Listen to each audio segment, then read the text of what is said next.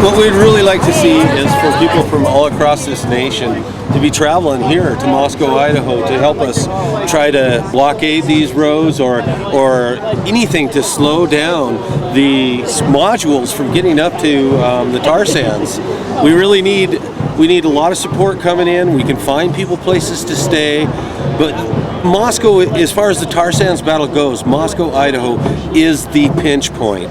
It is a place where they come by on this little 3-lane one-way here in our town, and there's no other place that you can really set up so well to demonstrate, to put up barriers, to blockade these roads. And so what we want at Wild Idaho Rising Tide is for people who can't make it to Wall Street or can't make it to DC to pack their bags and come to Moscow. Perhaps, this month would be really good. As soon as you can, join us trying to stop Exxon from, destroying the planet. And then there's another road somewhere, I guess south of there, I don't know exactly where, but he's going to call us. I think the big one and a small one is right around Genesee, wherever mile marker 320 is. So basically, the tar sands is the largest, most destructive and expensive industrial project, not only on the face of the earth, but in all of history. And so we are here to oppose parts of an upgrader plant that are coming up Highway 95 through Washington Street here in Moscow.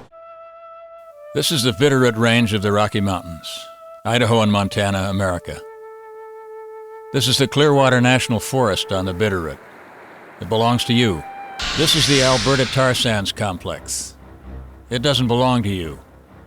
It belongs to Exxon. It's the biggest, dirtiest, most ecologically destructive oil extraction operation on Earth. It has turned hundreds of square miles of northern Alberta into a raped and stinking tar pit. It siphons billions of gallons of pure Athabasca river water and turns it to toxic sludge.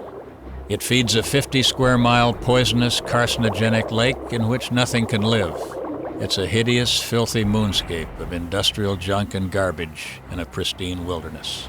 It is the single most gargantuan source of climate-changing CO2 in North America. Its black, monstrous scar can be easily identified from space. It belongs to Exxon. This is a piece of equipment Exxon needs to process their dirty tar sands oil.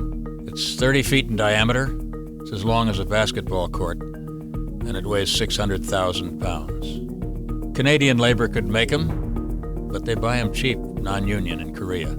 Then they ship them by sea, but not to Canada, to Lewiston, Idaho. Why? Because Canada has rules and regulations.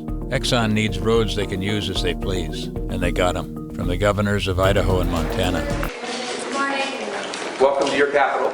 We're here today to demand that you come out and publicly rescind your support for the Keystone XL energy pipeline and Exxon's proposed tar sand shipments. We feel that the Silvertip pipeline disaster into the Yellowstone River recently is just a preview of what's to come if you continue to cater to big oil's interests and turn our state into what would essentially be an energy extraction colony. Oh, yeah, I'm probably not going to do that today. Next question.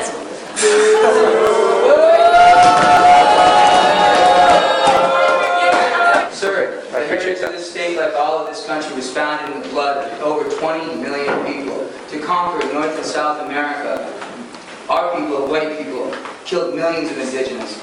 That's the point. That's what's continuing right now with Rubicon Creek in Canada. That's why it's unacceptable.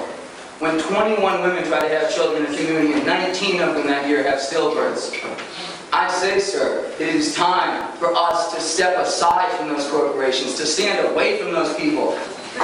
Well, where are you going to stand? You want to know. Standing here right now. Sir, we're talking about people dying and you're making a joke. This is nothing light. Look, I'm not There's making nothing light about it. It seems pretty clear to us that you're not willing to negotiate, and I'm here to tell you that we're not going anywhere. Yeah.